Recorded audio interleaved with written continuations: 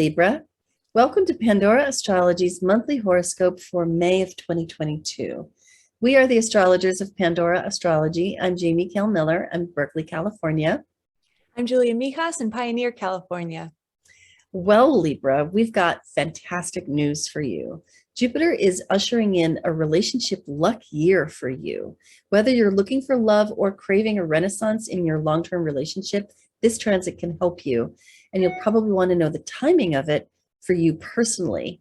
That way you can discover exactly when to make a move or put yourself out there. You can find that timing and much more in a lifelong love reading, and there's a link for that in the YouTube description below. Well, let's get straight to that great news about Jupiter. Jupiter has been traveling along through Pisces for much of the past year, and it's this year getting ready to move on into Aries, which it begins right here on May 10th or 11th. And Jupiter is going to be in Aries, which is your 7th house, for about a year in 2 chunks. And when Jupiter actually crosses your descendant, if you're a Libra rising, that is such a great time to, start looking for a partner, putting yourself out there on social media, showing up in groups and being available and looking cute. It's just such a good time for that sort of stuff, or reconnecting with your partner and having some adventures together. So Jupiter is going to be in and out of your 7th house for much of this year. And the details, of course, you can find in a reading, an actual reading for you personally. But there is just some wonderful growth that can happen in your relationship life when Jupiter is there. We've made a video about Jupiter in Aries specifically, and you can find that in our May 2022 news playlist on our YouTube channel, Pandora Astrology. I want to talk also about Ceres. Ceres starts the month finishing out Gemini and then moves into Cancer. So Ceres is changing signs, moving into your 10th house. Ceres is the steward, the caretaker, the farmer or gardener, if you will, is all about good stewardship, healthy habits, and money management too. And when Ceres enters into your 10th house, where she's going to be for a couple of months now, all of this sensible, grounded approach should be applied to your career. So paying attention to the finances in your career and setting up good habits and ways of maintaining the solidity of what you do is really well advised during this transit. It'll probably be here for another 2 months. And we'll tell you when it changes houses in a horoscope in a month or 2. And then I also want to point to Juno, which is right here in your 6th house in Pisces. Juno is a goddess of marriage and committed relationship, including business partnerships. And in the 6th house, she is bringing you an emphasis on relationship building and some schmoozing, perhaps some expansion of your Rolodex at work. So building those great connections at work or building your client-based practice is a really good thing to do while Juno travels your 6th house. And she's going to be here for much of the rest of the year, including a retrograde stint that we'll tell you about in a couple of months when it happens. Hey, Julia, I know you've got news about Mercury, Venus, and Mars for the Librans of the world. What's that good stuff? Oh yeah, lots of stuff going on this month, Libra, especially Mercury, because he's going retrograde, which he usually does about 3 times a year, and it has definitely happened now. So Mercury is the planet that represents your mind, and it also represents communication. And this month it's in your 9th house. The 9th house is a very educational house. It can represent sort of education past grad school, higher education in general. It also represents legal affairs. It also represents represents travel and philosophy in general. It's a very expansive place. Now, on May 10th, Mercury's going to go retrograde in this house. Generally, when Mercury's in the ninth house, you know, your mind might be on faraway places. You might be planning your next trip, going on your next trip. This can be also a time where people like learning new things, where they like kind of expanding their minds and broadening their horizons in some way. But when Mercury goes retrograde in this house, it's going to be a time of review of all of these associations with the ninth. So if you are in school or doing any further education in your life, you might have to go back over the work that you thought you may have grasped. Mercury also going in retrograde in the ninth house might bring up miscommunications, especially if you are dealing with any legal affairs or again in school. And Mercury in the ninth house can retrograde in the ninth can especially be difficult if you are planning or going on a trip. You know, Mercury retrogrades can be a time because Mercury represents transportation in astrology, where, you know, trips can go haywire and itineraries can get thrown out the window. So make sure to go with the flow if you are planning a trip around that time. Now, on May 21st, Mercury is going to be exactly conjoined the sun. When it's retrograde, this is known as Lesser Epiphany Day. And that is a kind of a moment in time where you might get a little further clarifications and some more insights into all the confusion that Mercury retrograde has been bringing up in your ninth house. So on Lesser Epiphany Day, around the 21st, you might get a little bit more clarity, a few more insights, maybe about schoolwork or anything that you're learning about, maybe about your travel plans, or even about legal affairs too, because that is also ruled by the ninth. Two other planets to talk about too today.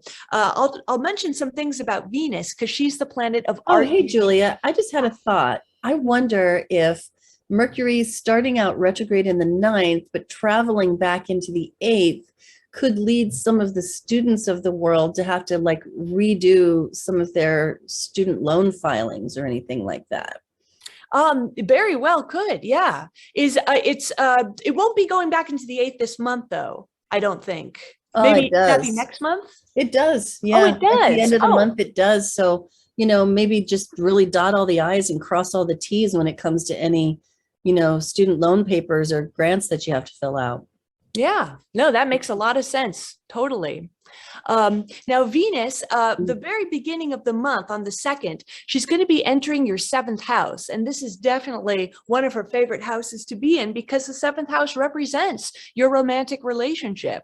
7th house has other meanings too. It can also represent any partnerships you're a part of, and it can also rule contractors, so the people that you hire to give you advice.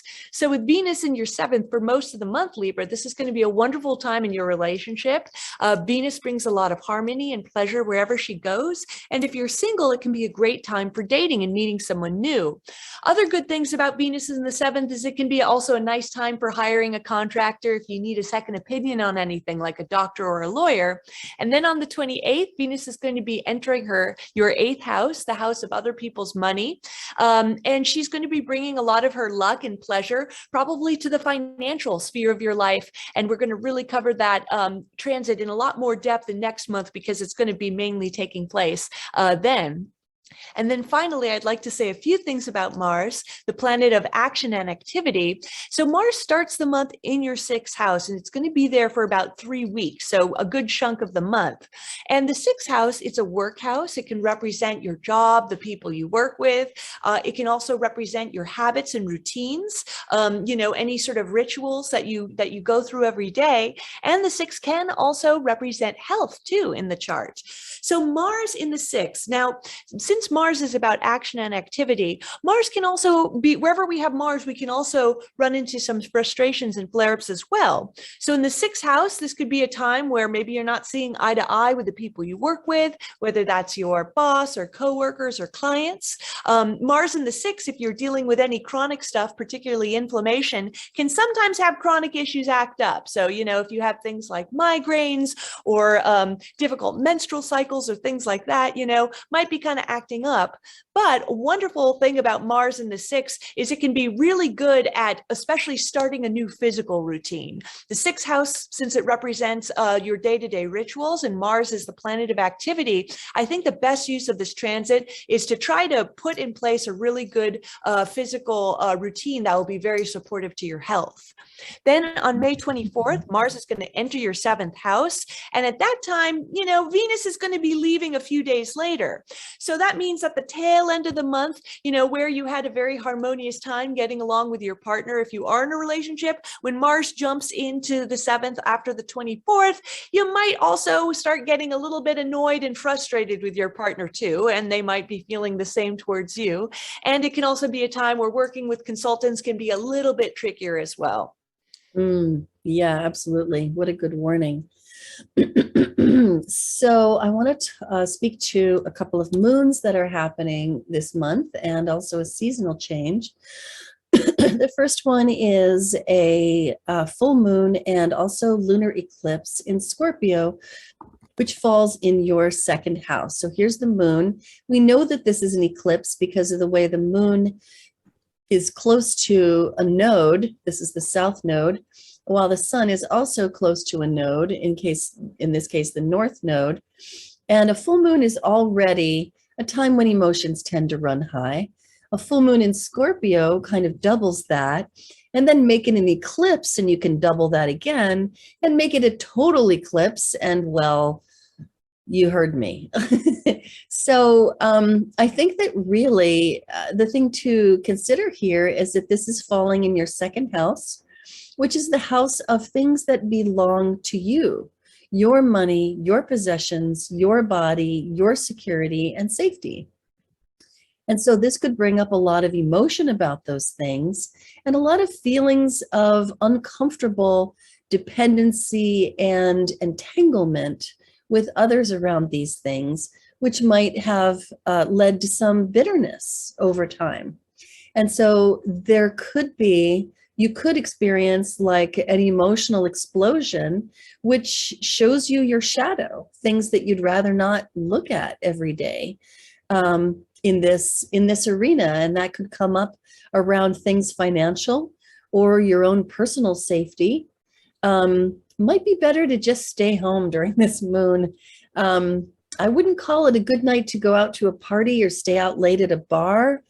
Definitely not a good night for drinking for you or maybe anybody. But in this case, I think that it might constitute a compromise of your personal safety. So I would have some caution around this eclipse. For maybe like the 3-day period surrounding this eclipse, peaking on the 15th here.